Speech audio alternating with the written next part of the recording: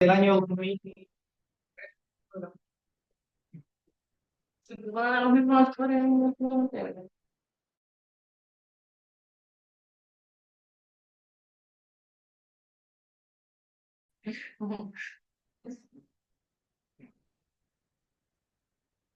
Y ahora sí, sí que le está funcionando todo. Bueno, el problema es que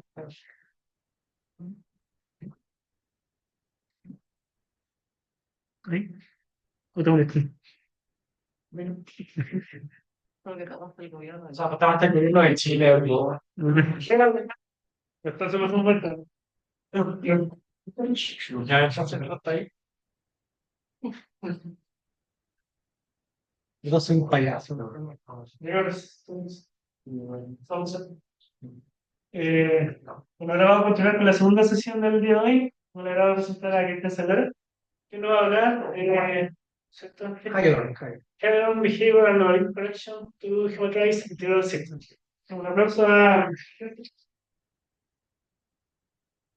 Bueno, primero que todo, me gustaría agradecer a los organizadores de este evento por darme un espacio acá el día de hoy. Mi nombre es Cristian Celara y el título de esta charla es High-Order Behavior and Logarithmic Corrections to Geometrize Integrable Systems. Estoy haciendo un postdoc en el Centro de Estudios Científicos y este artículo is to be released. Voy a hablar un poco en Spanglish de repente y fue hecho en colaboración con Francisco Reyes, quien está ahí, pueden todos mirarlo, from Universidad de Santiago de Chile, y Ricardo Troncoso del Centro de Estudios Científicos y también de la Universidad de San Sebastián. Bueno, si tuviese que resumir esta charla en unas pequeñas líneas, es que básicamente estudiando el comportamiento asintótico de relatividad general, por un lado, ¿sí? Escogiendo un cierto valor para el campo gravitacional, todo esto en el formalismo hamiltoniano. Por medio de ello vamos a conectar esta área del conocimiento con 1 más 1 dimensional sistemas integrales. ¿Sí? ¿Cómo lo vamos a hacer? Bueno, como dije, por la imposición de condiciones de borde para el campo gravitacional. Entonces, lo que vamos a hacer en otras palabras es que vamos a estudiar sistemas integrables, pero bajo el prisma de relatividad general en 2 más 1 dimensiones y con constante cosmológica negativa. Y vamos a explorar las consecuencias de esto. ¿Sí? Ese es como el objetivo principal de esta charla. Entonces, déjenme empezar from scratch con... ¿cómo se mueve esto? Ahí está. Bueno, sabemos que la unificación del espacio y el tiempo como una sola entidad es dado por la teoría de Einstein, lo cual conocemos como relatividad general. No obstante, este paradigma ha evolucionado. Falta mucho por trabajar, por supuesto, hasta el día de hoy, pero ha evolucionado a lo que se conoce como el principio holográfico en el contexto entendido en el tema de Thorne, Toft y Susskind, quienes plantean que, bueno, básicamente el contenido gravitacional de una teoría, el contenido dinámico de una teoría gravitacional en D dimensiones se encuentra codificado en su superficie de volumen de D-1 dimensiones. ¿Sí? Entonces, bueno, el principio holográfico ha tenido su primera realización concreta fue dada en el contexto de teoría de cuerdas, conocido como la conjetura ADS-CFT, propuesta por Juan Martín Maldacena. No obstante, a pesar de lo anterior, un resultado precursor de la correspondencia ADS-CFT fue formulada casi 10 años antes del artículo de Maldacena y es el artículo seminal de J.D. Brown y Masquenot, quienes probaron que condiciones de borde adecuadas para el campo gravitacional en ADS3, la teoría exhibe científicamente dos copias independientes de Virasoro, básicamente el álgebra conforme, con una cierta carga central CDH, que es la carga central de Brown y Genot, donde L es el largo de Artie de Sitter y G es la constante de Newton tridimensional. Bueno, pero ¿por qué esto? Bueno, porque este resultado precede a SSFT y más aún este resultado en bajas dimensiones enfatiza el rol del comportamiento sintótico de los campos, porque, ok, se hizo en relatividad general, pero se puede hacer en teorías de Gates. Entonces, el rol del comportamiento asintótico de los campos para elucidar propiedades holográficas de teorías de Gates. ¿Sí? Entonces, siguiendo el liderazgo de Brown y Genoa, lo que vamos a hacer es explorar comportamiento asintótico nuevo en relatividad general en ADS-3 para establecer nuevas correspondencias holográficas. No obstante, antes de ir al kit de la cuestión, vamos a revisar ciertos aspectos de relatividad general en ADS-3. Voy a referir a ello a ADS3-GR. Sí, bueno, pasa que ADS3-GR, en realidad relatividad general en 2 más 1 dimensiones es una teoría topológica desde el punto de vista del bulk, y es que pasa de que esta teoría es trivial desde el punto de vista del bulk, en el sentido de que toda solución de las ecuaciones de Einstein van a coincidir localmente con el valor de la constante cosmológica. Eso significa que, bueno, no van a haber grados de libertad propagantes en el parque, tales como ondas gravitacionales. Sin embargo, a pesar de este detalle que podría ser algo desalentador, que la teoría quizás es un poco aburrida, hay detalles que la hacen muy interesante. La primera es que, bueno, la teoría admite una solución agujero negro, conocida como el agujero negro de BTZ por Bañados, Teitelbaum-Zanelli, el cual corresponde a una identificación impropia de anti de Siderich. Asimismo, todo el contenido, la elección de condiciones de borde en relatividad general en Dogma 1 captura todo el contenido dinámico de la teoría. Por tanto, el rol de las condiciones de borde es todo, básicamente. Y son importantes. Bueno, ¿por qué? Porque nos permiten definir simetrías asintóticas. Simetrías asintóticas son el conjunto de transformaciones de Gates que preservan el rol de las condiciones de borde. Y segundo, en el trabajo de Usaf, Eno y Van Driel, los autores prueban para las condiciones de borde de Brown y Eno que a pesar de que la teoría no tiene grados de libertad desde el punto de vista del BAL, sí exhibe grados de libertad propagantes en su asintótica, en el borde. Entonces, bueno, todo esto ha alcanzado diferentes aplicaciones. La primera es la Software Proposal from BMS Super Translation Symmetry.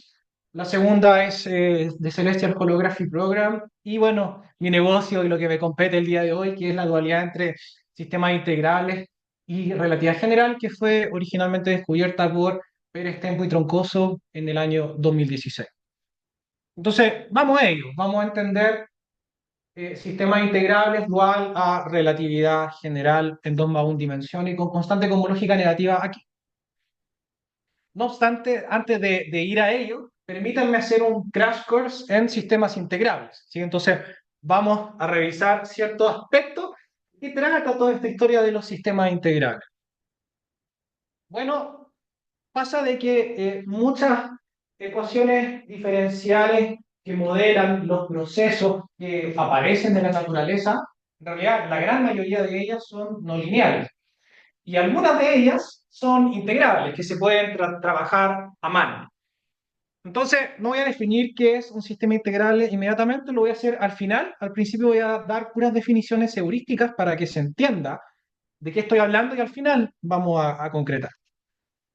Entonces, déjenme ocupar el caballito de batalla de los sistemas integrales, que es la ecuación de KdV, que es esta ecuación que ustedes ven acá, que parece ser bien horrible. Noten acá que L, desde el punto de vista gravitacional, va a corresponder al radio de anti de Sitter. C, un spoiler, corresponde a la carga central. Y L es una función dinámica que depende de T y de phi, donde este puntito de acá es la derivada temporal y este prima de acá es la derivada espacial. Bueno, ¿y qué pasa con esta non-linear PDE? Pasa que esta non-linear PDE tiene dos patitas. La primera es esta patita que viene asociada a la no linealidad, mientras que la segunda patita, que está aquí con las terceras derivadas, está asociada a, bueno, la disipación. ¿Sí? Entonces, entendiendo que la KdV es una cierta mezcla entre, es una ecuación diferencial, parcial, no lineal, tiene dos patitas, la no linealidad per se y además la parte disipativa. ¿Sí? Entonces, bueno, estudiemos ahora las propiedades de esta ecuación. ¿Por qué no estábamos haciendo esto? Para entenderlo en el contexto de relatividad general, que es mi fin último. ¿Sí? Bueno, la ecuación de KdV, notemos que se puede escribir como una ecuación de continuidad, básicamente. ¿Sí? Entonces, observen lo siguiente, de que esta patita de acá, uno podría decir, mire, esto se puede escribir como la derivada funcional de un H2, por ejemplo. Y ese H2 uno lo puede encontrar inmediatamente y viene dado por esa expresión de acá, al tiro. Entonces pareciera ser que la ecuación de KdV, que pareciera tener una estructura bastante complicada, se revela como una ecuación que pareciera tener una estructura dentro.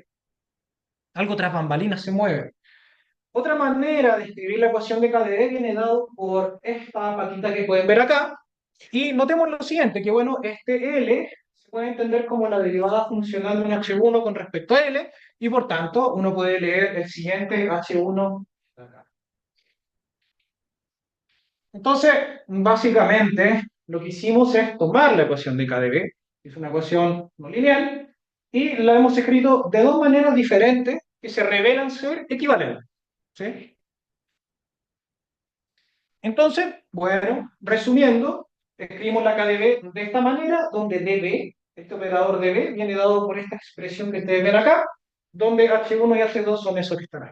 ¿Sí? Bueno, entonces, notemos lo siguiente, de que yo tengo que la KdV se puede escribir de esta manera. Entonces, si uno ahora define los corchetes de Poisson con estos operadores diferenciales de phi y de b de esta manera, entonces es posible probar que estos corchetes de Poisson se portan bien. ¿Y cuáles son las propiedades buenas de los corchetes de Poisson? Valga la redundancia, ¿cómo se define un corchete de Poisson? Que es que tiene que satisfacer tres propiedades, ¿no? Antisimetría, Leibniz y también Jacobi, ¿no? ¿Sí? Entonces pasa de que estos operadores ayudan a definir corchetes de Poisson y esto no es trivial. Si uno tiene una ecuación diferencial parcial no lineal, encontrar estos operadores, escribirlos de esta manera es muy difícil. Acá se ve muy fácil, pero en realidad es un trabajo muy, muy complicado. Y más aún, probar estas identidades, en particular Jacobi, es muy difícil. Y asimismo, también otra propiedad fundamental es que estos corchetes de Poisson son compatibles. ¿Qué quiere decir con la compatibilidad? De que una combinación lineal de estos corchetes de Poisson nos ayudan a definir un tercer corchete de Poisson. ¿Sí? Y eso es todo. Y con ello podemos ahora definir la bihamiltoniedad, que es que un sistema va a ser bihamiltoniano si solo si podemos encontrar dos corchetes de Poisson compatibles. Y eso es todo. Ahora, heurísticamente hablando, es que ustedes se su ecuación diferencial favorita de esta manera, con un operador de uno y un operador de 2. Y tal. Y después usted tiene que probarle que son compatibles. ¿Sí? Pero si usted es capaz de hacer esto, nadie sabe por qué, pero va a ser muy probable que ocurra esto. De hecho, es un área de investigación de matemática aplicada. Ahora, ¿por qué en uno de los operadores de KdV yo lo llamé dB? ¿Sí? Es uno de los operadores bishamiltonianos. Recordemos que en la KdV teníamos dos operadores, entonces teníamos el operador de phi y teníamos el operador de b. ¿Sí? Y estos eran los operadores bishamiltonianos. Entonces, ¿por qué? A fin de cuentas, yo le estoy poniendo un subscript b a ese operador. Bueno, me voy a saltar los detalles, pero pasa que esa b en el operador, si uno considera la siguiente expansión de Fourier, ¿sí? ¿Sí? Y uno, considerando que el corchete de Poisson de KdV viene dado por esta expresión que está acá, entonces si uno calcula este corchete de Poisson de acá, ¿sí? Voy a saltarme los detalles, no voy a hacerlo, pero si quieren lo pueden ver, está todo aquí en la slide, pero lo voy a mostrar rápido. Pasa un milagro, pasa esto, ¿sí? Y bueno, si uno realiza la prescripción canónica de cuantización, donde el corchete de Poisson viene con un IH barra, conmutador, entonces uno obtiene esta álgebra que es conocida quizás para gran parte de nosotros. Y voy a dar ahora un spoiler de que si uno identifica C como CDH partido en 24pi, CDH es esta expresión que está acá, entonces esto es nada más y nada menos, pongámosle nombre, el álgebra de Virasoro. Entonces, la ecuación de KdV tiene dos corchetes de Poisson asociados a estos operadores bien inocentes que se ven acá. No obstante, el corchete de Poisson en el espacio de Fourier dB está generando el álgebra de Virasoro. ¿Sí? Entonces, bueno, estudiamos la KdV, vimos su formulación bihamiltoniana que está acá, encontramos H1, H2 de B, y tenemos esta relación de acá que se da por transitividad aquí, ¿cierto? Entonces, ok, esta relación de aquí, mágicamente se puede generalizar. Bueno, así. Entonces, ocurre de que si usted reemplaza H1, puede encontrar H2. Si usted reemplaza H2, puede encontrar H3. Si usted reemplaza H3, puede encontrar H4, and so on. Entonces, usted va a ser capaz de encontrar un H0, los H1 y H2 que ya conocíamos, pero va a obtener un H3 y así infinitamente. Se dice que la KdV tiene infinitos Hamiltonianos, infinitas cargas conservadas. Voy a probar eso. Entonces, bueno, vamos a probarlo ahora. Estoy hablando de integrabilidad. Voy a dar la definición de integrabilidad, pero primero permítanme demostrar esto y después entendemos qué significa esta definición. ¿Ya? Consideremos esta expresión de acá, una derivada temporal de Hn, sí que viene dado en términos de estos dos corchetes de Poisson. Y aquí lo voy a hacer en detalle y vamos a hacerlo solamente para un caso particular. Usted lo puede hacer para los dos corchetes de Poisson, pero mi corchete de Poisson favorito para la ecuación de KdV es este. ¿Ya? Entonces, pongamos de phi. Entonces, bueno, por la definición del corchete de Poisson, el corchete de Poisson va a venir dado por esta expresión que está aquí. ¿Ya? Eso es todo. Solo ocupé una definición. Y recordemos que los corchetes de Poisson están bien definidos. ¿Sí? Entonces, bueno, notemos lo siguiente, de que la ecuación de KdV satisface esta relación de acá. Esta relación de acá tiene un nombre, se llama relación de recursividad. ¿Sí? Porque recursivamente nos permite construir H1, H2, H3, H4. Suban. ¿Sí? Entonces, ¿qué ocurre? Que si yo aplico un dφ en Hm, notemos que aquí yo tengo un n más 1 y yo tengo un n. Eso quiere decir que el índice baja, ¿cierto? Bueno, bajo el índice. Y ahora me salió un dB, ¿cierto? Y eso, por definición, es el corchete de Poisson B, asociado a ese operador de ahí. Estamos. Y ahora, o sea, relación de ahí. No obstante, sabemos que este corchete de Poisson está bien definido. Es, valga la redundancia, un corchete de Poisson. Es antisimétrico. ¿Sí? Y ahora aplicamos nuevamente la definición y tenemos eso. Pero notemos lo siguiente, que dB actuando en Hn me sube un índice. Entonces, si lo sube, si lo sube, bueno, no sube. Pero me saca ahora un corchete de phi. ¿Sí? Y eso es, por definición, el corchete de Poisson de phi de m-1 con n más 1. ¿Ya? Y ahora, por antisimetría, eso viene dado por esa expresión de ahí. Estamos. No he hecho nada. Entonces tenemos, a fin de cuentas, esa expresión que ustedes ven acá. ¿Sí? Entonces el índice n subió y el índice m bajó.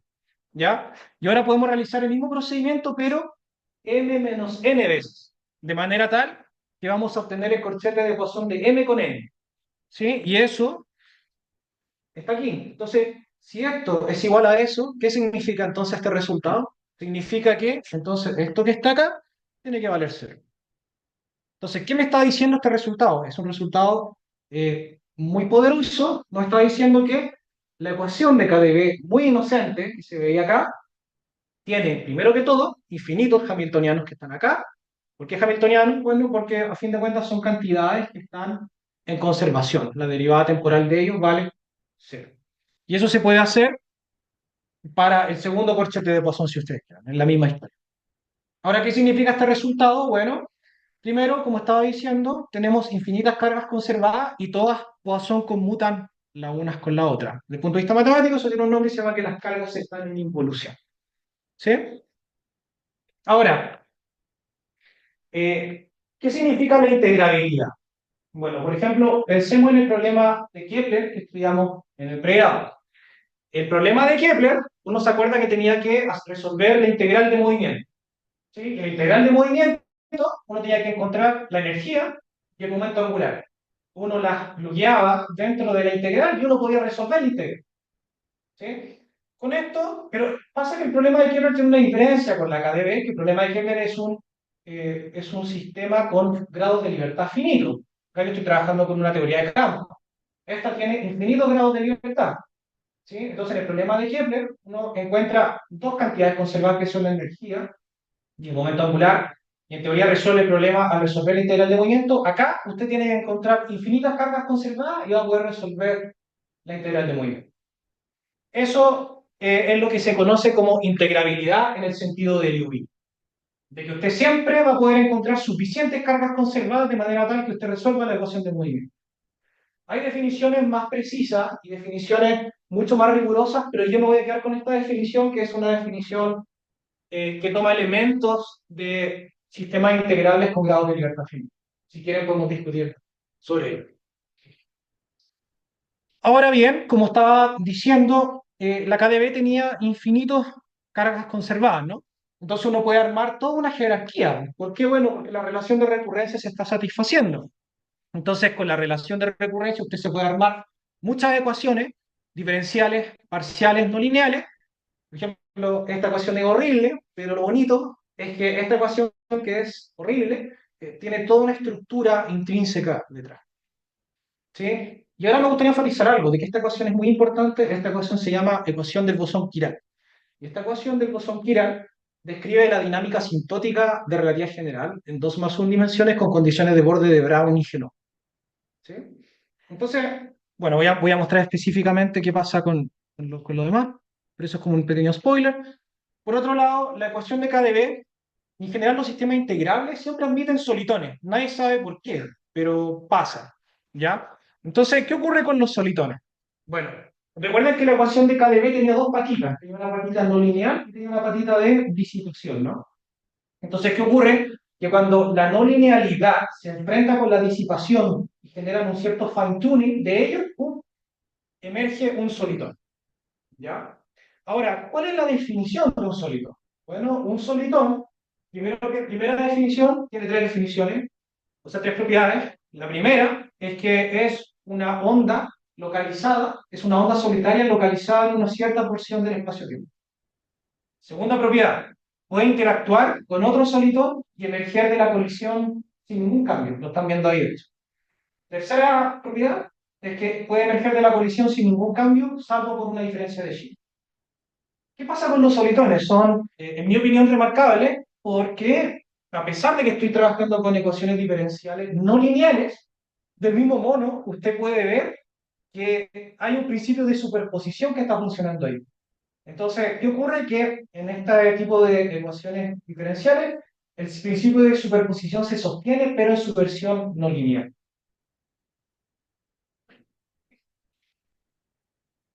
Y por último, y no menos importante, la ecuación de KdB la jerarquía de KdB puede formularse como una ecuación de curvatura, como en un formalismo de curvatura cero.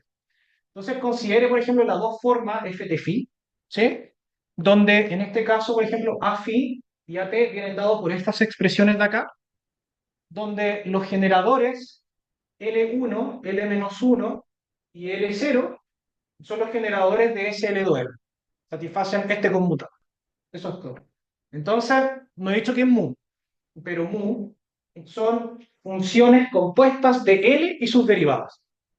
Sí, pero los mu necesitan un fine tuning para ser impuestos, no es cualquier cosa. Entonces, con f de phi igual a 0, usted reemplaza usando solo esto y va a obtener esta ecuación de ahí. ¿Ya? Y ahora usted dice, bueno, ¿cuál es esta ecuación? Si usted dice que mu es la derivada funcional de h con respecto a l, donde h es su hamiltoniano de KdB favorito, entonces, por ejemplo, si H0 vale eso, H1, H2, note que, por ejemplo, si H0 vale esto, ¿cuánto vale mu? Vale 1. ¿Sí? Y si usted tiene H1, ¿cuánto vale mu sub 1? Valdría L, ¿no? And so on. Entonces, usted de esa ecuación de ahí va a obtener toda la jerarquía de cadena. ¿Sí? Entonces, pasa de que estos sistemas integrales tienen muchas caras, tienen muchas propiedades. Y la más importante, bueno, no es que la más importante, y una de las más importantes es esta. ¿Sí? Y voy a explicar por qué inmediatamente. ¿Por qué? Porque FTFI nos está dando un sistema integrable, básicamente. Mientras que por otro lado, desde el punto de vista de la teoría de Chern-Simons, FTFI va a corresponder a las ecuaciones de Einstein. Entonces, básicamente, lo que está ocurriendo es que estoy teniendo un sistema integral desde el punto de vista de f de phi, pero también voy a tener las ecuaciones de Einstein desde acá. Y estos que ustedes están viendo acá van a ser las condiciones de borde que yo voy a imponerle a la teoría. Y esta es la dualidad entre sistemas integrales y relatividad general en 2 más 1 dimensiones. Si hay preguntas, por favor, pueden hacer. Ahora veamos otro ejemplo, que es el negocio que voy a hablar el día de hoy, donde voy a enfocarme, que es la ecuación de Dim. Entonces, yo les podría preguntar a ustedes, miren esta PDE. Entonces, díganme los operadores bijamiltonianos de esta PDE. ¿Sí? No va a ocurrir nunca, muy difícil, ¿cierto? Pero pasa que esta PDE, mágicamente, pasan muchos milagros, se puede escribir de esta manera. ¿Ya? Entonces usted puede leer al tiro un operador que va a ser de phi al cubo, inmediatamente. ¿Sí? Yo le estoy dando aquí la hamburguesa para que se la coman, no inmediatamente, pero si usted trabaja en sistema integrable, todo esto es un problema complicado. ¿Qué pasa? De que, bueno, si yo tengo de phi al cubo, esto se llama ecuación de Dim. ¿Sí?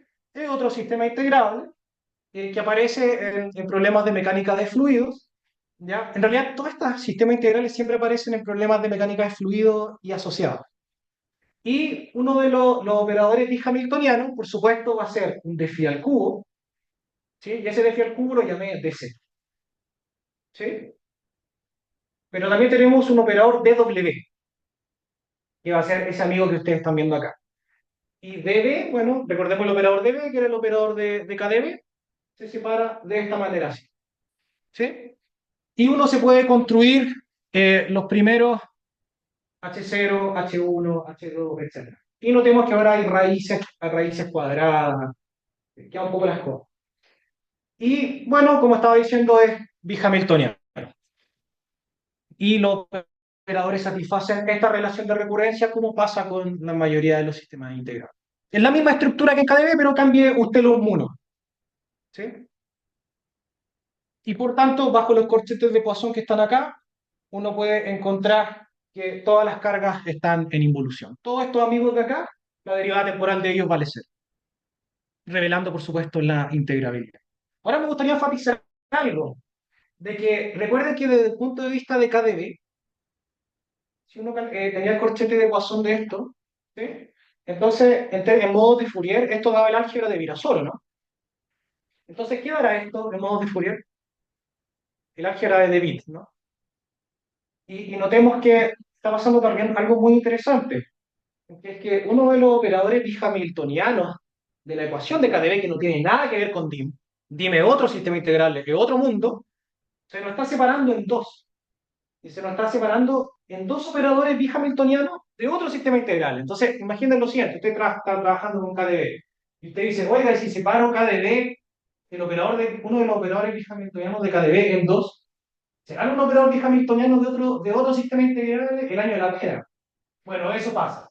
Es un milagro también de que este es un operador bihamiltoniano y ese también de la ecuación de Wien. Y por supuesto, como tenemos H0, H1, H2, and so on, uno puede construir toda una jerarquía. ¿Sí? Veamos ya. Primero que todo, ¿hay una solución simple a la ecuación de Wien? Por ejemplo, a esta ecuación, ¿cuál sería la solución más simple? La solución más simple sería, bueno, L igual constante. Sí, ahora una solución mucho más complicada, eso es trabajo. Que tengo repetido esto. Entonces, dado que los operadores satisfacen esta relación de recurrencia, uno se puede construir toda la jerarquía de King, pero noten lo siguiente, de que me aparece esta ecuación de nuevo. En la jerarquía de KdV me aparecía esta ecuación, que es la ecuación del bosón quiral. ¿Sí? Entonces, y que tenía relación con las condiciones de borde de Brown y Genot. ¿Sí? Entonces, pareciera ser que Brown y Genot también pareciera poder entrar aquí en la jerarquía de Dean, pero aquí ya tenemos la ecuación de Dean y tenemos esto. ¿Sí? Ahora, yo dije un detalle, una solución simple de la ecuación de Dean. Una solución simple de la ecuación de Dean era L igual constante. ¿Sí? Esa solución, desde el punto de vista gravitacional, va a ser un agujero negro. Y lo vamos a ver en detalle. ¿Ya? Entonces, bueno, esto está repetido. Ahora bien, ¿se acuerdan que para KdV uno podía escribir la KdV como plantear toda la jerarquía de KdV como una formulación de curvatura cero? Bueno, para DIM va a ser la misma que la de KdV. En el sentido que recordemos que para KdV teníamos este phi y este at con estos mu, donde mu era la derivada funcional de h con respecto a l, ¿cierto? Hasta acá, todo igual. Pero la diferencia va a ser que en vez de escoger un H de KDB, usted va a escoger un H de DIM. Entonces, si usted escoge un H de DIM, en vez de considerar esto, esto y esto, usted va a escoger este amigo, H2, etc. Entonces, es posible construirse toda la jerarquía de DIM, pero tienen como la misma formulación de curvatura cero, pero con distintos mu. Ahora, el spoiler es que desde el punto de vista gravitacional, estos amigos que ven acá van a ser el Faloff que vamos a imponerle al campo gravitacional y a su momento canónico.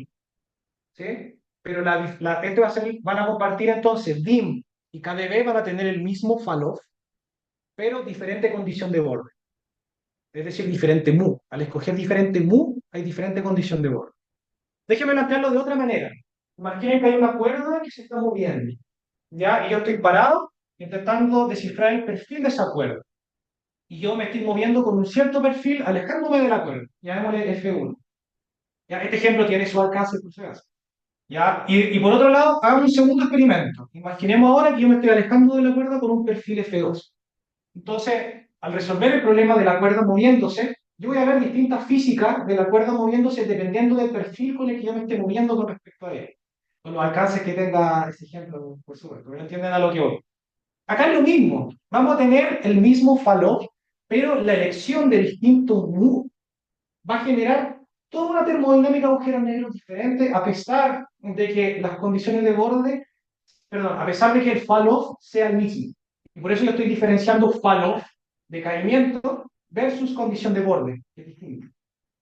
Estoy poniendo en un punto diferente. ¿Ya?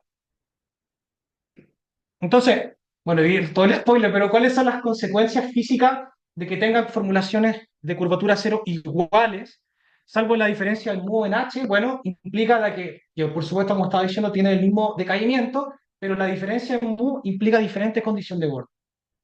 Mismo decaimiento, misma ecuación de curvatura cero, ahí está la ecuación. Vamos a tener KdV si escogemos los mu de KdV. Esos mu tienen un nombre y se llaman polinomios de Gelfand-Dicke, ¿ya? Son los mu, derivadas funcionales de h con respecto a él. Cogemos los mu de KdV, tenemos esto que está aquí a la izquierda. Escogemos los mu de DIM y tenemos la jerarquía de DIM. ¿Sí? Eso es todo. Con ello en mente ahora podemos definir el objetivo general de esta charla, que es postular el mismo decaimiento que condiciones de KdV, pero que exhiban diferentes condiciones de borde, diferentes mu. Y particularmente vamos a poner fall-off y condiciones de borde al campo gravitacional. Voy a trabajar siempre en el formalismo de Chern-Simons y al final voy a trabajar con el formalismo métrico y vamos a mostrar que estas condiciones de borde son adecuadas, que son adecuadas desde el punto de vista hamiltoniano, y vamos a recuperar un agujero negro desde las condiciones de borde y estudiar su termodinámica. ¿Qué está la tabla de contenido? Vamos allá. Entonces, vamos a explicar ciertos aspectos de GR en ADS3 y la jerarquía de Lie.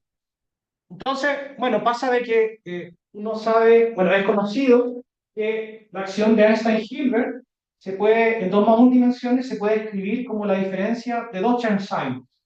La diferencia de dos acciones de Chern-Simons. Esta es la acción de Chern-Simons, donde vamos a trabajar con un manifold que va a estar foliado en coordenadas polares, T, ρ, aquí tengo un typo, T, ρ y phi, y para que trabajemos el anti-de A, el gauge field va a estar espaneado en 2 copias independientes de anti-de ¿ya? Y la ecuación de movimiento, la ecuación de Einstein en este formalismo, van a ser las ecuaciones de curvatura cero, F igual 0. Pero esto no es FTF igual 0. Ya hay que pasajear un poco estas ecuaciones para que se transformen en FTF. O sea, yo estaba trabajando, por ejemplo, con el sistema integral, con los campos L, etc. Ahora le vamos a poner le vamos a poner un superscript más menos. Entonces, todo lo que hicimos antes va a ser lo mismo que acá. ¿Ya? Entonces, donde diga FTF, antes teníamos FTF igual 0, ahora vamos a tener FTF más menos, para cada copia. ¿Ya? Entonces, todo el análisis lo voy a hacer en formalismo hamiltoniano. Entonces, en componente, la acción hamiltoniana se ve de la siguiente manera. Y permítanme analizar qué pasa acá. Bueno, notemos que acá este AT es un multiplicador de Lagrange. ¿sí? F y J va a corresponder a un constraint de primera clase que se va a anular on shell y tenemos este término B, que es un término que que va a venir dado, cuya variación va a venir dada por esta expresión de acá. ¿Ya? Entonces, ¿qué pasa con ese término B? Notemos lo siguiente, que ese término B va a venir dado por esta expresión que ustedes ven acá. Recordemos que AT es un multiplicador de Lagrange. Como buen multiplicador de Lagrange, no está constreñido por las ecuaciones de movimiento. En otras palabras, no hay ecuación de movimiento para el multiplicador de Lagrange. Pero pasa que ese multiplicador de Lagrange aparece en el término de borde, entonces hay que especificar su decaimiento, comportamiento asintótico, para que ese término de borde, también para el fin, para que ese término de borde integre y nos dé un principio variacional bien definido, que nos den las ecuaciones de movimiento como corresponden. ¿Sí? Entonces pasa que en 2 más 1 dimensiones la dependencia radial puede ser no sé cómo decirlo en español, como gauge away, ¿sí? De que por medio de una transformación de gauge para el campo A, B a la menos uno, D más A, B, si uno escoge que B capture totalmente la dependencia radial, entonces va a pasar lo siguiente. Observen el término de borde que está acá.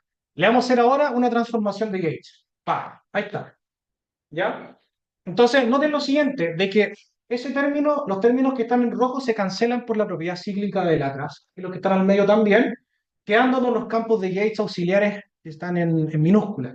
Y esos campos de Yates no dependen del radio, dependen solamente del tiempo y del ángulo. Entonces pudimos gaugear away la dependencia radial. Y ahora tenemos las condiciones, estamos como en buen pie para imponer las condiciones de borde, perdón, el fall-off. Y el fall-off va a venir, obviamente, lo que estudiamos antes en la primera sección de sistema integral, va a ser esto que está acá. Sí, pero ahora hay un índice más menos, más menos, más menos, más menos, hay unos signos, pero es exactamente lo mismo. ¿Sí? Entonces, todo lo que aprendimos en el pequeño curso de sistema integral va a servir ahora. Y bueno, tenemos que especificar, tenemos que escoger condición de borde. Y la condición de borde va a venir dada por esta expresión que está acá. Entonces, por tanto, observen lo siguiente, el término de borde, si uno mete el falloff, va a pasar esta expresión que está acá. Pero, observen lo siguiente, de que mu es la derivada funcional de h con respecto a L. Entonces, por regla de la cadena, va a quedar eso ahí. Entonces, ¿qué acaba de ocurrir acá? Que el término de borde, que nos da un principio variacional bien definido, ahora se traduce como el hamiltoniano de tu sistema integral favorito. Eso quiere decir que la energía de nuestro sistema gravitacional va a corresponder al H de tu sistema integral favorito. Todavía no he escogido sistema integral, por si acaso. Yo dije H, pero no dije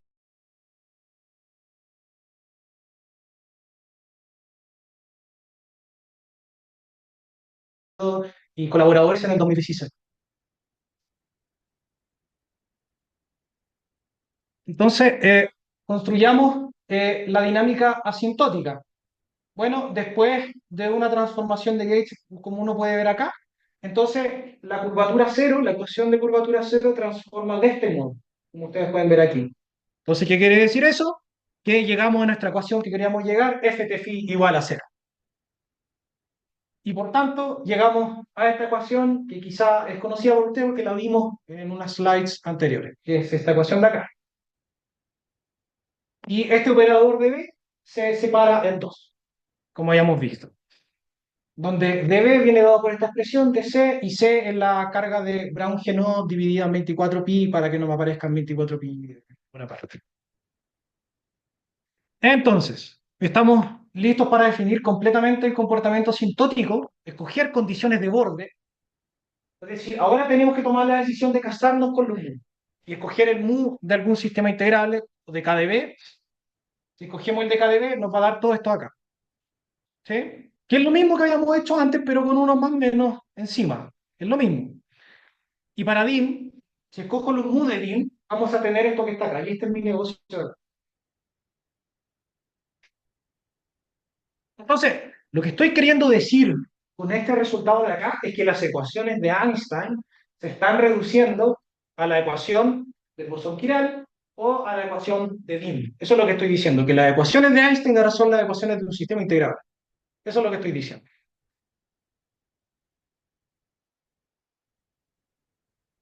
Entonces, ahora vamos a estudiar si es que las condiciones, si es que el fall-off y las condiciones de borde que escogí son adecuadas, ¿sí? Y para ello tenemos que estudiar el conjunto de simetría asintótica, ¿sí? Tenemos que pasar por él. No podemos llegar a escoger condiciones de borde así, hay que probar de que ellas son adecuadas, ¿sí?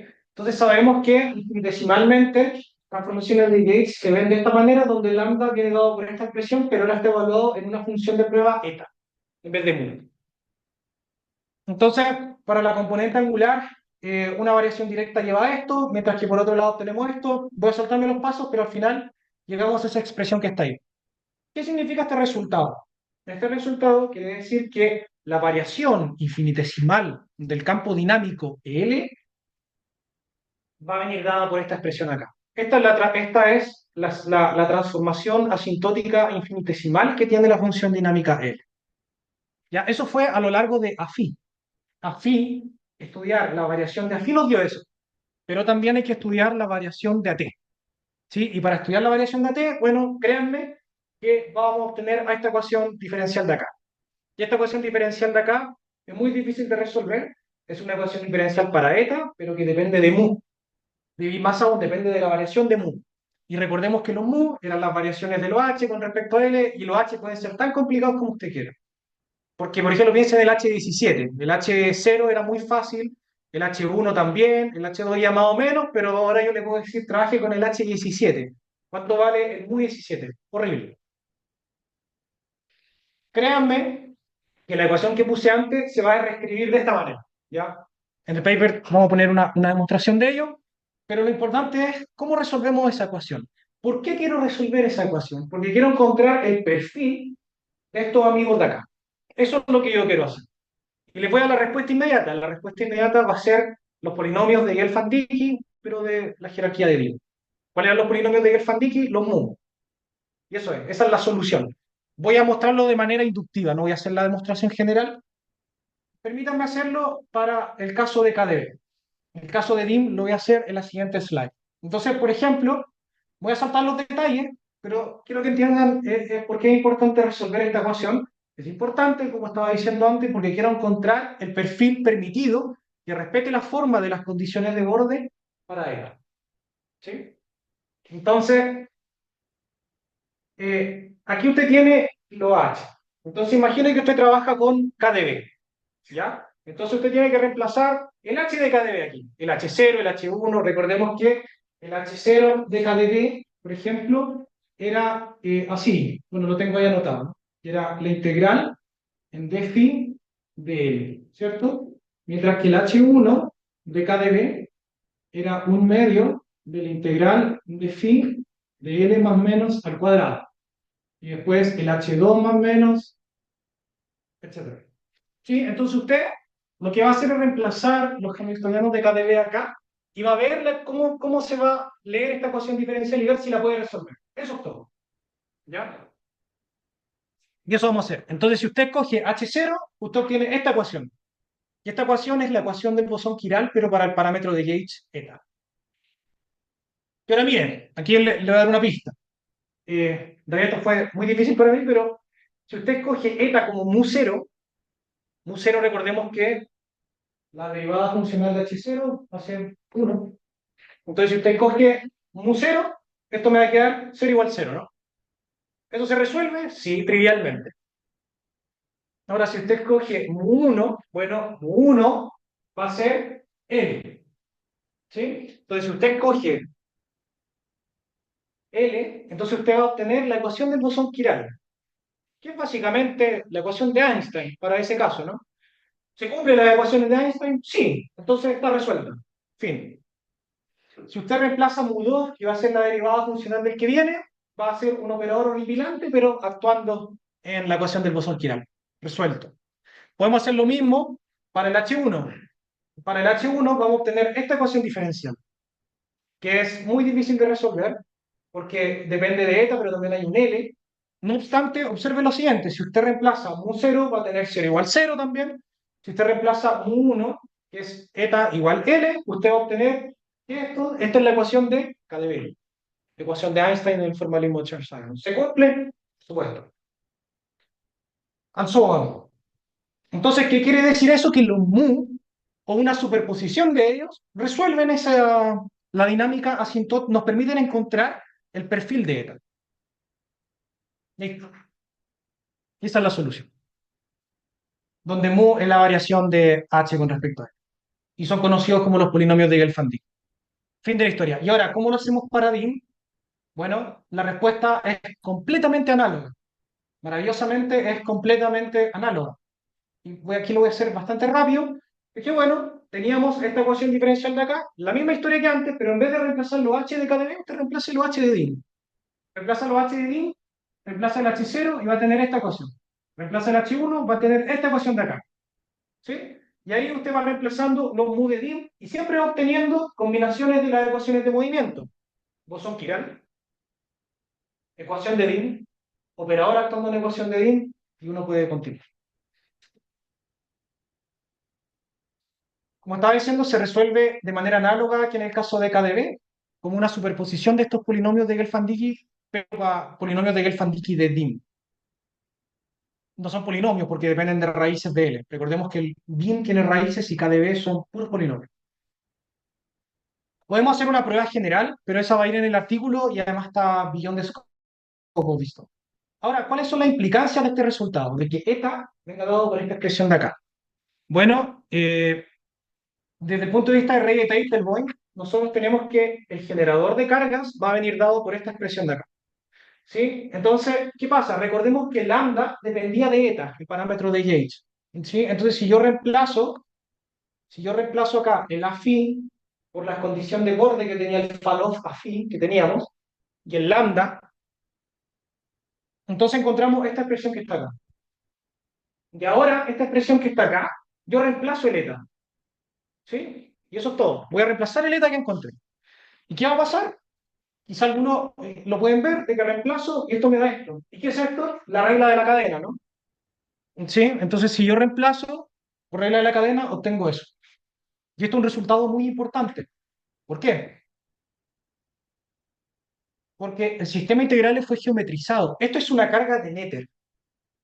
Esta es la carga de Noether de gravedad. ¿Sí? Entonces, ¿qué está diciendo nuestro resultado?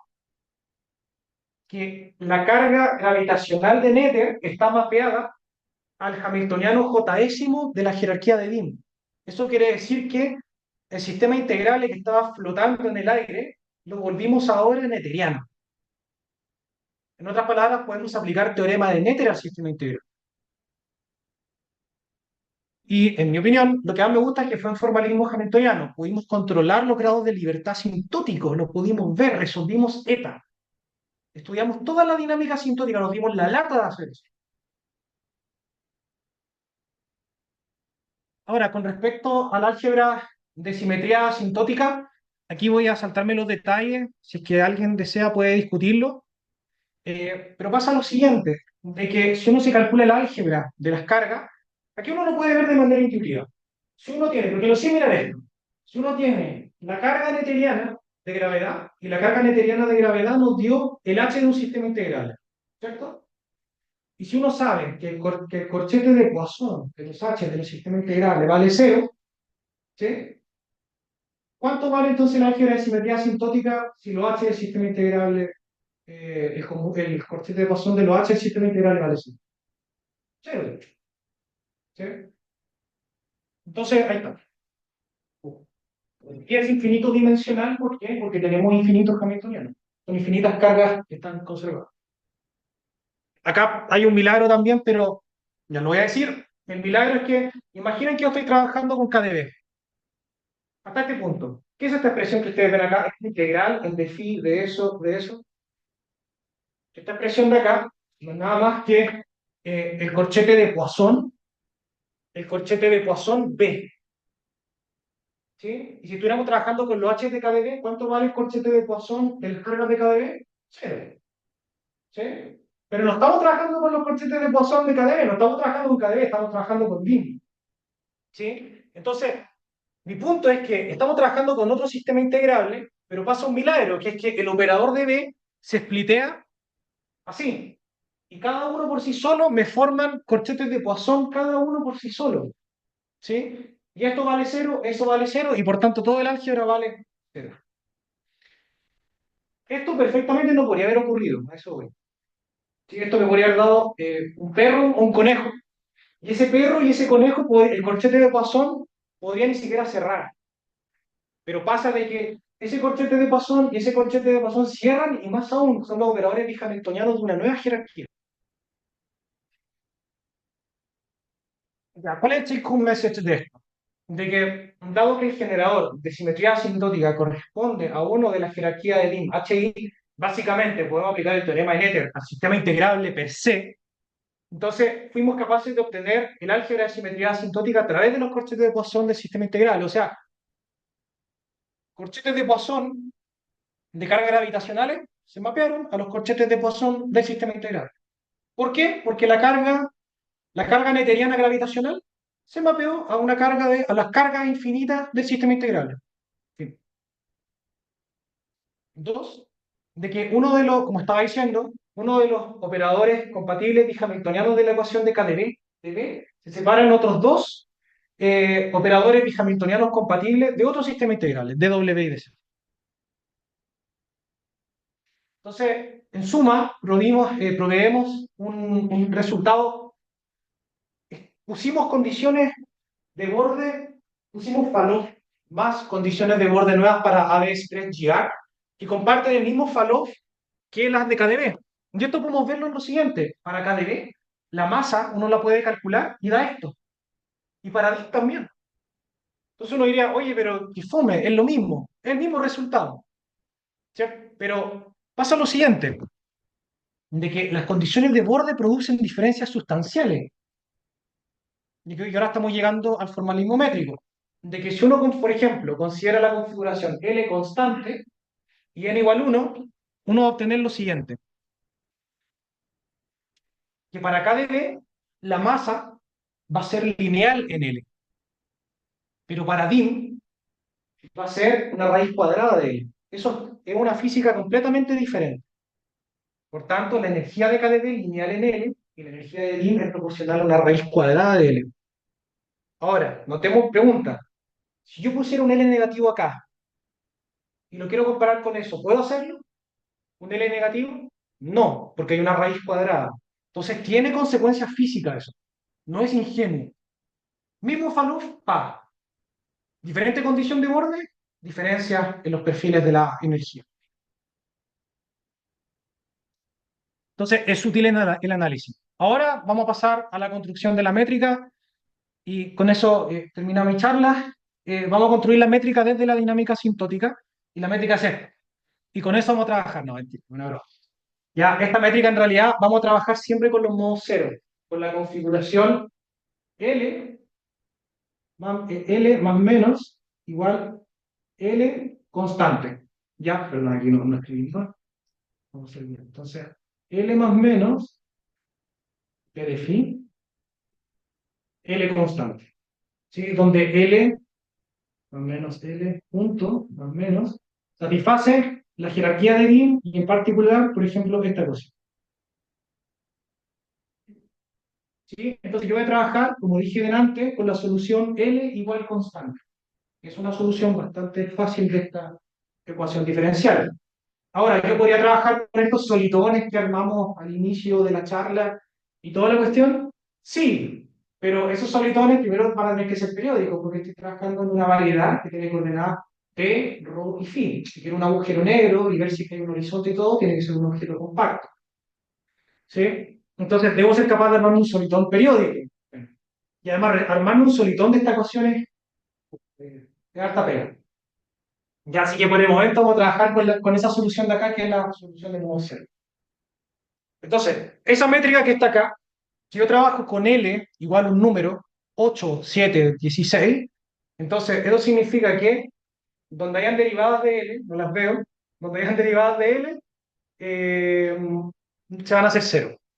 ¿Sí? Y donde hayan derivadas de mu, también se van a hacer cero, porque mu depende de L. Eso es lo que voy a mostrar ahora. Entonces, si considero L constante y mu constante, entonces la métrica se va a ver de esta manera. Se reduce y se va a reducir más si es que esa parte de acá hago la siguiente redefinición y lo escribimos en coordenadas tipo Schwarzschild en ADM. Se ve así. Ya, entonces voy a trabajar con esta métrica. El laps va a venir dado por esta expresión de acá y el shape va a venir dado de acá. ¿Sí? Esta métrica es muy reminiscente de las métricas tipo bañados. ¿Ya? Entonces, enfatizamos el hecho de que L es una solución de la ecuación de Dym, que es esta ecuación de acá. L constante es esto. Entonces, L constante es solución de esto, sí, pues hay una derivada temporal. Y L constante es solución de esto, sí, porque hay una tercera derivada.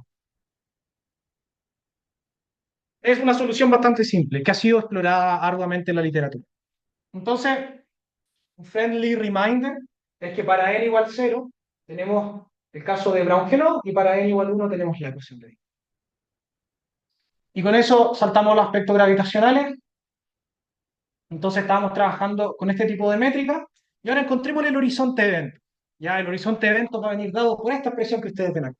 ¿Sí? Recordemos, voy a ser muy enfático en esto, de que los L más menos siempre satisfacen la ecuación de Dym y solo tienen que ser solución de L. Y la solución es L igual constante. ¿Ya? Entonces, ya, el horizonte de evento es este. ¿Qué pasa con la extremalidad?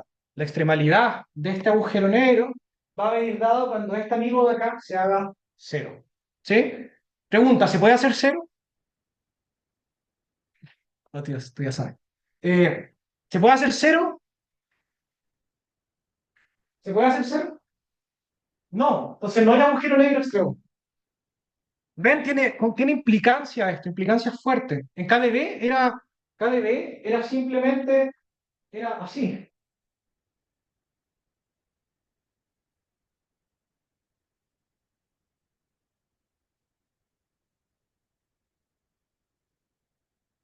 ¿L puede ser cero? Sí, entonces hay una diferencia.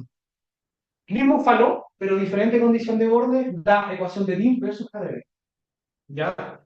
Entonces, extremalidad, no, porque tendríamos que trabajar con la configuración L más menos igual a cero y no se puede porque satisface la ecuación de Dym.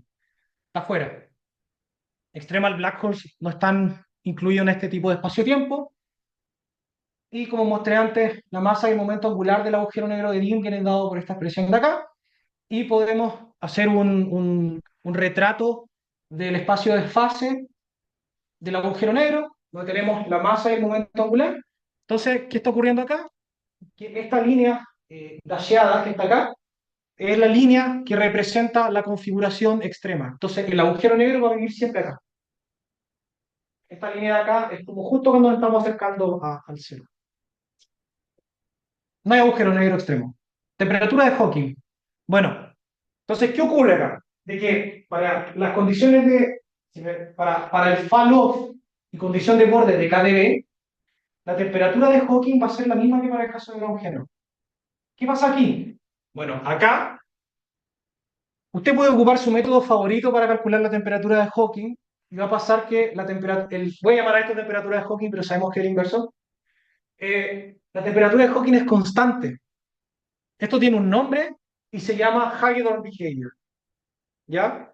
Entonces, pareciera ser que el análisis es sutil, porque por un lado teníamos que el beta, para el caso de KdV, va a depender, va a haber un L acá, pero aquí una constante. Entonces, ¿cuál sería una consecuencia de este feature? Entonces, acá vamos a hacer lo siguiente.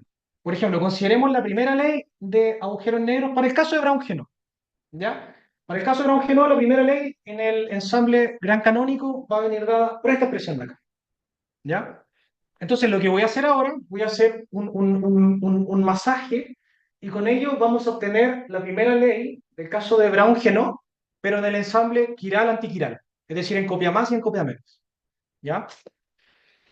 Donde en este caso el chemical potential del momento angular va a venir dado por esta expresión y J del momento angular, ¿ya? Entonces, miren, voy a saltarme los detalles, pero pasa lo siguiente.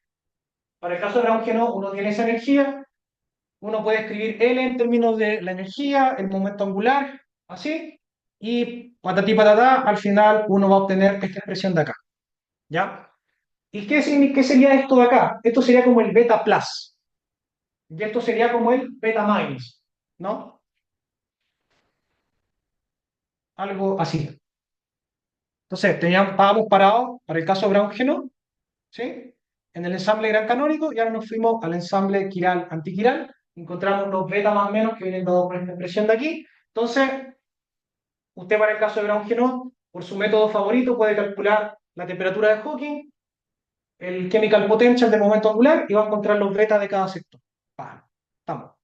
Y ahora lo que vamos a hacer, vamos a irnos del caso Brown-Genot al caso DIM. ¿Y cómo podemos hacer esto? Pues lo siguiente. Perdón, el beta más menos de Brown-Genot, como estaba diciendo antes, tiene una raíz de L en el denominador. Mientras que nosotros estamos trabajando con un beta que es constante. Entonces ahora queremos ir a DIM. Bueno, pasa de que, créanme esto, de que la energía de Brown-Genot es lineal en L y la energía de DIM es una raíz de L. Entonces, ¿qué pasa? De que la energía de Brown-Genot es proporcional al cuadrado de la energía de DIM. Entonces, si usted toma esto y lo reemplaza acá, usted ahora va a tener la primera ley, pero escrita en términos de la energía de DIM. Entonces, está yendo ahora el sistema de DIM a través de Brown-Genot. Reemplazándolo tiene eso ahí. Y por tanto, usted va a ser capaz de leer los beta más menos de DIM. ¿Sí? Donde beta más menos va a venir dado por esa expresión. Y usted conoce los beta más menos de Brown-Genot. Sí. Usted conoce la energía de DIM más menos. Sí. Entonces usted va a ser capaz de encontrar el beta de cada sector para el caso de DIM y va a ser una constante. ¿Sí?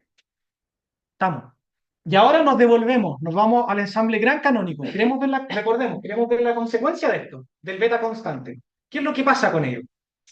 ¿Ya? Entonces, ¿qué ocurre? De que recordando que la energía de Dime son raíces, podemos devolvernos, hacer todo el menjunje y vamos a tener esto acá, y usted va a ser capaz de leer lo siguiente. Todo esto que ustedes están viendo acá va a ser el beta de Dim. El beta de Dim. Y va a corroborarse con lo que obtuvimos anteriormente. Usted puede calcular esto con la ley cero de la termodinámica, con la holonomía de Chern-Simons, con un análisis cerca del horizonte, como usted quiera. Pero observen lo siguiente que pasa aquí. ¿Qué está ocurriendo acá? Miren, usted tiene una recta de beta dim plus menos beta dim minus. Pero usted sabe que beta dim más menos son constantes. Entonces, eso quiere decir que el MuJ vale cero. ¿Qué significa eso? Que físicamente hablando, no es que este agujero negro no tenga rotación, sino que en realidad este agujero negro yace naturalmente en el ensamble canónico. Y eso es una consecuencia del Hagedorn behavior. ¿Cuáles son otras consecuencias del comportamiento de tipo Hagedorn? Una pequeña digresión que, bueno, primero vamos a calcularle la entropía al agujero negro de DIM, aquí lo hace muy rápido, formalismo hamiltoniano, formalismo métrico, con el approach de Regge-Teitelbaum, usted es capaz de encontrar la entropía, y esta entropía no es nada más y nada menos que la ley de Bekenstein-Hawking, escrita en términos de las funciones L que satisfacen las ecuaciones de DIM. Está escrita. Ya ahí está la ley de Bekenstein-Hawking. Ahora tengo una pregunta. Si el beta es constante, ¿cómo te calcularía la capacidad calorífica del agujero negro? Porque derivar la entropía de los puntos. También, y la otra definición de la capacidad calorífica, la derivada de la energía con respecto a la temperatura. Pero la temperatura es constante, ¿no? Entonces no se puede. Entonces como que el agujero negro es como puramente clásico, no tiene como fluctuaciones cuánticas porque la capacidad calorífica, digámoslo ahora,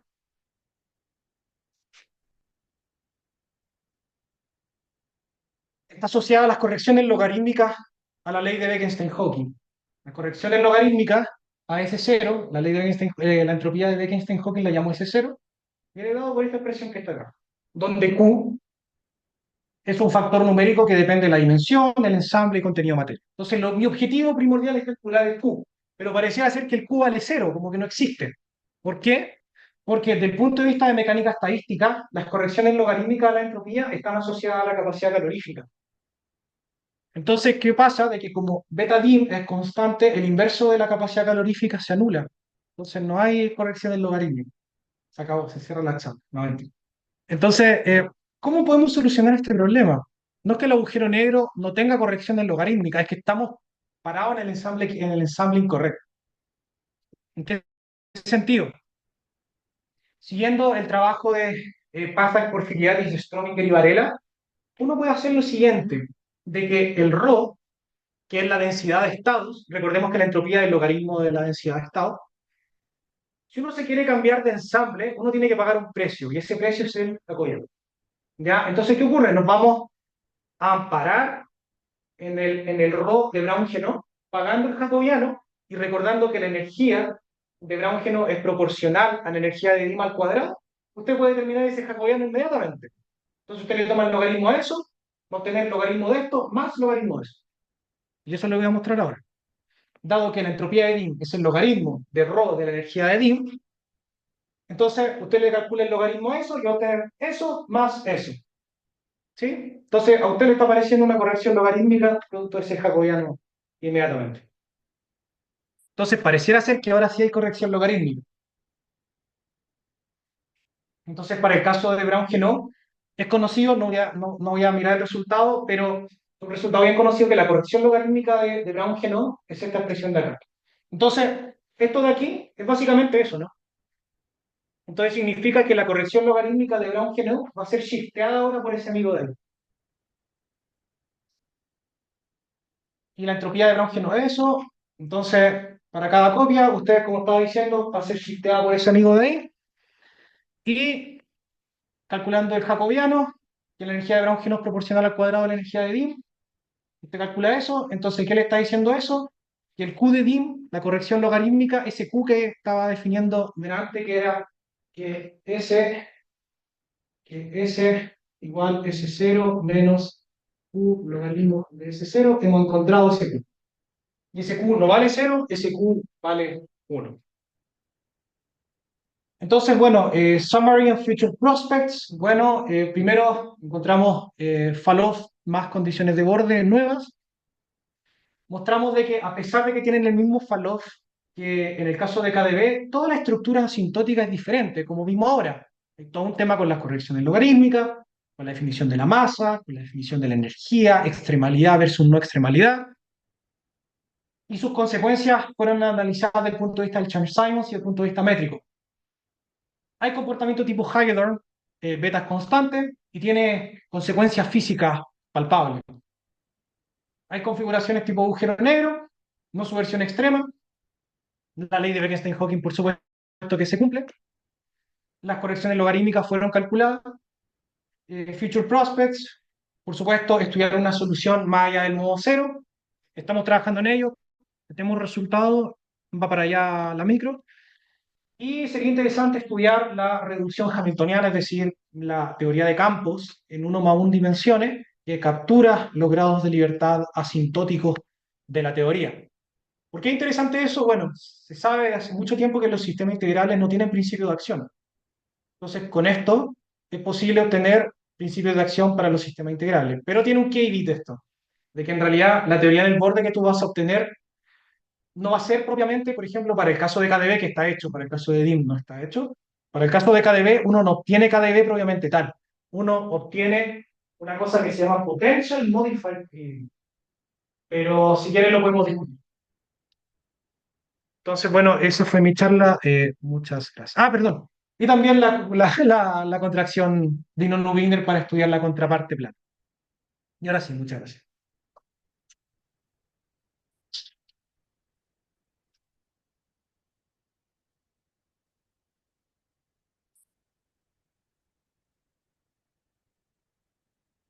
Tengo, tengo una pregunta y un comentario. No la noté. Pero voy con la pregunta primero. Es una pregunta súper tonta. Por favor. No, pero sí, en serio.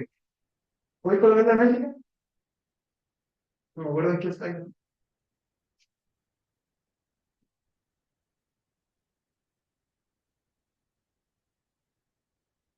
Un poquito de carne. Oh, se murió. ¿Qué pasó? En mi técnica ahora no es la pregunta, profesor. No sé qué pasó. ¿Podrías desconectarlo y conectarlo de nuevo, quizá? La clase.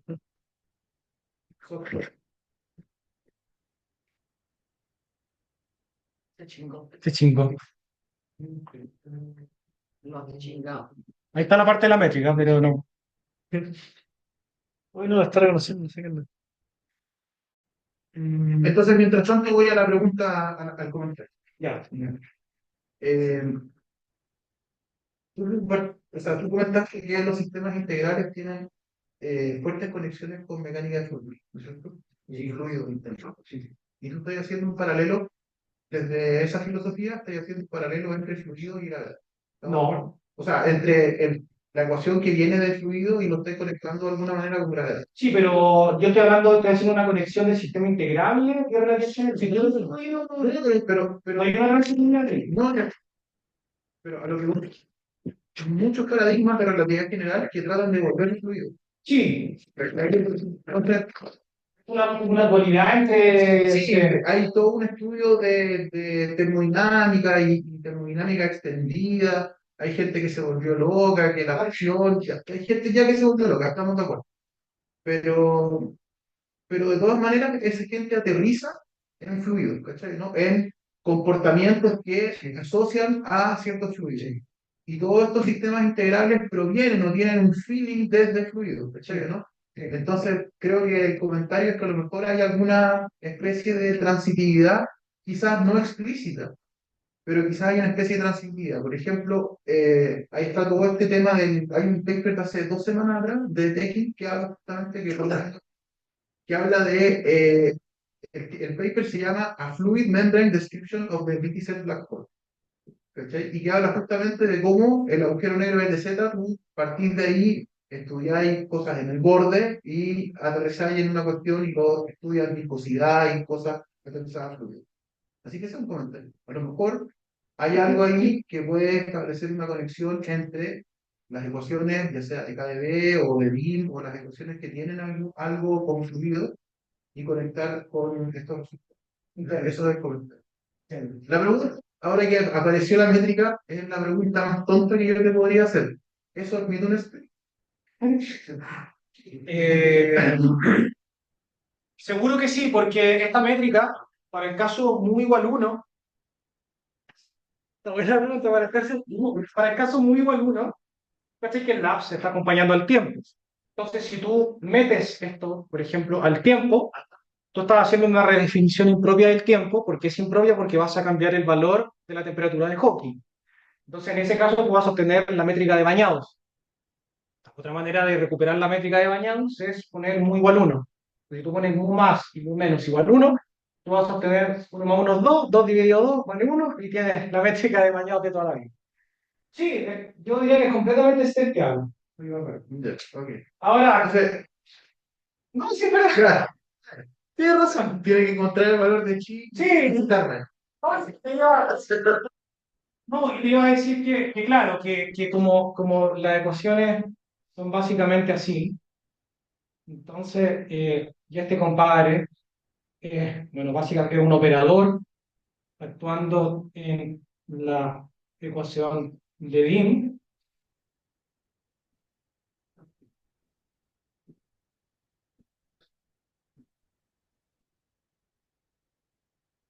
¿Sabes esto? Entonces, este compadre como que nos pasea el que esto ya no sea distinto cero, si tienes razón. Yo creo que sí es este el que habla, estoy de acuerdo contigo. Al menos chica. Ya. Gracias. Buen comentario, pues, agradecido. Una falta de Yo, o sea, entonces partir desde un operador de vibración bidimensional y de alguna manera lo pudiste separar Sí, en otros dos bidimensionales. sí. Y eso me recuerda como a este Pero, dibujito de un árbol binario del set de Cantor que puede seguir esa reducción para abajo. no, no creo que se pueda, porque después, ¿cómo tú separas? O sea, porque, por ejemplo, a ver, tú tenías KdV, esto es KdV, y el corchete de Poisson de KdV, por ejemplo, para dos funciones f y g en el espacio de fase, eh, era esta expresión de acá, ¿no?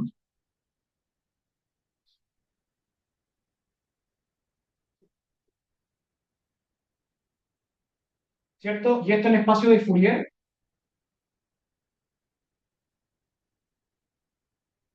era Virasoro, ¿cierto? Pero este operador de acá, de B, que nos separaba como en un de bit menos c, carga central. Ya, pero tú lo que me estarías diciendo es que este de bit, dw, Recordemos que W es 2L de phi más L'. Entonces, lo que me estaría diciendo ahora es que este forma un operador W1 y eso sería un W2. No puede ser porque esto es un operador multiplicativo y el operador multiplicativo no te forma un códice de Poisson bien definido. Así que no se puede. Y si lo ves para arriba, sería una Arriba es como. Arriba es súper difícil. O sea, se puede, de que en realidad tú tengas como un DB, ese de super, que de manera tal que me dé el DB original más un DB otro, no sé. Y ese es el de KDB y ese otro. Pues eso es caleta de pega, o sea, es súper difícil. Es una buena pregunta, pero bueno, la tuvimos con Pancho en algún momento, porque esto es un tremendo milagro en realidad. Eh, pero todo es posible menos la muerte, ¿verdad? En el sentido de que seguro que quizá puede haber otro operador bihamiltoniano de otro sistema integrable que se pueda dividir en un operador bihamiltoniano de KdB más Jaime, ¿cachai? Y Jaime sea otro operador bihamiltoniano, no lo sabemos, es súper difícil. Puede ser, seguro, pero es súper complicado, una pregunta matemática aplicada muy difícil. Un comentario para acotar lo que decía Christiansen. Uno podría hacer, en este caso, por ejemplo, de Virasoro, sumarle el otro operador hamiltoniano, o sea, derivado. Y claro, eso te va a construir por compatibilidad, va a construir otro operador hamiltoniano, pero anda a encontrarte, o sea, te dejan un operador hamiltoniano, pero anda a encontrarte otro y el sistema integral de ese. Es súper difícil.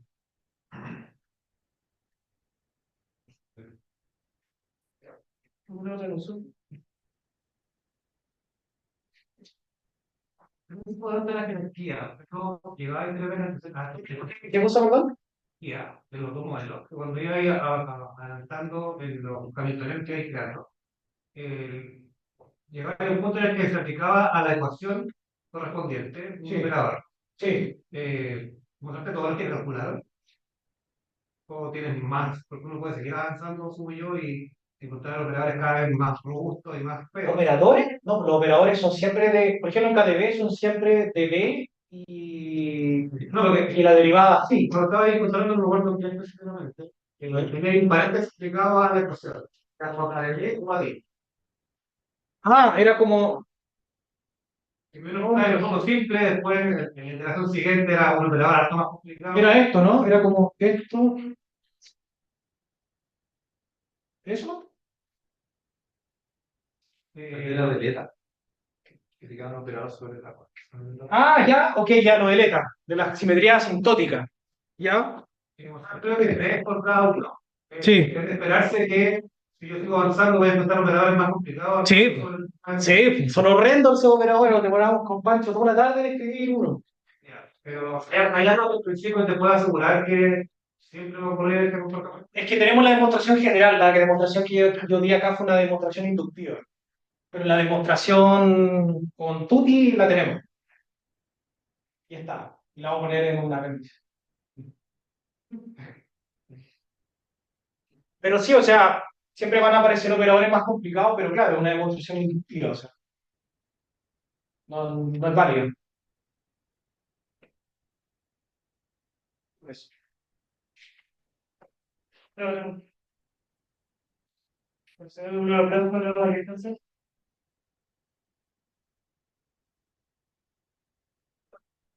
Tendríamos la semana para que